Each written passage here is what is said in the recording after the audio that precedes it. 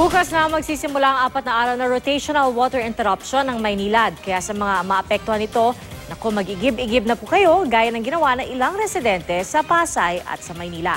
Nakatutok si Dano Tingkungko. Mula kusina hanggang sala ng bahay na ito sa Barangay 73 sa Pasay, puno ng batsa, timba, palanggana at anuman pwedeng lagyan ng tubig.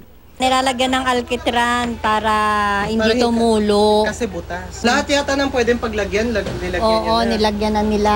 Ito yung mga planggana, nilagyan namin ng tubig para may magamit kami. Ang ilan naligo nang at humabol ng labada para di maaberya. Ang problema, marami mang imbak na tubig, hindi sila siguradong tatagal ito ng 3 araw.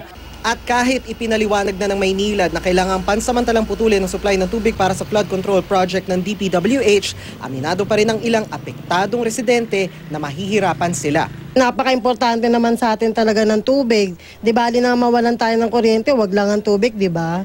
Napakahirap sa atin. Umpisa, kailangan ng pampaligo, sa kubeta, di ba? Sa pagkain. Anong gagamitin pagka matagal na nawalan ng tubig?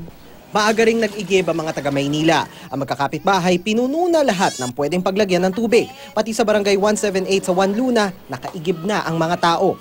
Bukod sa Pasay at Maynila, maapektuhan ng water interruption bukas ang ilang bahagi ng Caloocan, Makati, Parañaque, Muntinlupa, Las Piñas at Cavite. Hanggang Huwebes, may rotational water interruption at mauulit sa susunod na linggo. Payo ng Maynilad, kahit may mga pagkakataong muling maibabalik ang supply ng tubig, mainam ng mag-imbak ng sasapat ng 4 na araw. Mas maganda pa yung maaga na hindi nila hantayin na hindi sila kasama sa ganitong walang tubig. Dano Tingkungko, Nakatutok, 24 Oras.